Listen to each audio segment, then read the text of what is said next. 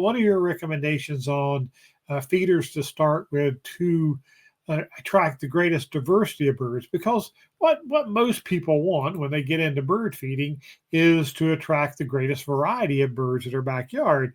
And when you look at a picture like this, and this is an incredible setup, and this is obviously someone who's been bird feeding for a while, and I guarantee you, he didn't start like this. This wasn't day one whenever he got started bird feeding, but it grew over time. And yes, most of these came from our stores. So I'm very, very familiar with it. And so what I wanted to do today is start with what is the way to get started with the feeders, a choice of diverse feeders to help you out and get going. So first one up are tube feeders.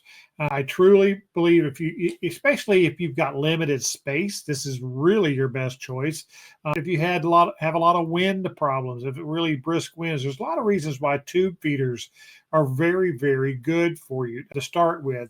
One, they're adaptable. You can make different choices with them, hoods and trays, which I'm going to show you here in just a minute, different kind of seeds in them, different size portholes. The one on the right here is a multi-seed tube feeder, as we call it, and it fits almost any seed through it, which is sunflower, safflower, peanuts, good mixtures. And the one on the left is a finch feeder with really small openings built for really small seeds like fine sunflower chips, Niger. For finches, this is my black tie finch mix, which I really like for attracting the finches. So a tube feeder is a great place to start. And like I said, they're adaptable.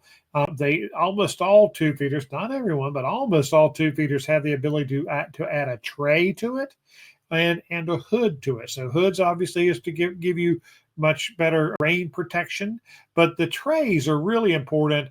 Especially if it's your only feeder, if you're only going to hang out a tube feeder and you want to attract cardinals and larger birds like these bluebirds and blue jays, things like that, then that tray on a tube feeder is really going to help you out because a lot of those birds like those larger flat surfaces to land on. So if you're just starting with one feeder, you really want to consider a tube feeder. Now, I've always called this type of feeder the workhorse of your bird feeder station. And the reason I didn't start with this one is because some people don't have the space for these, or they don't have the ability to present them.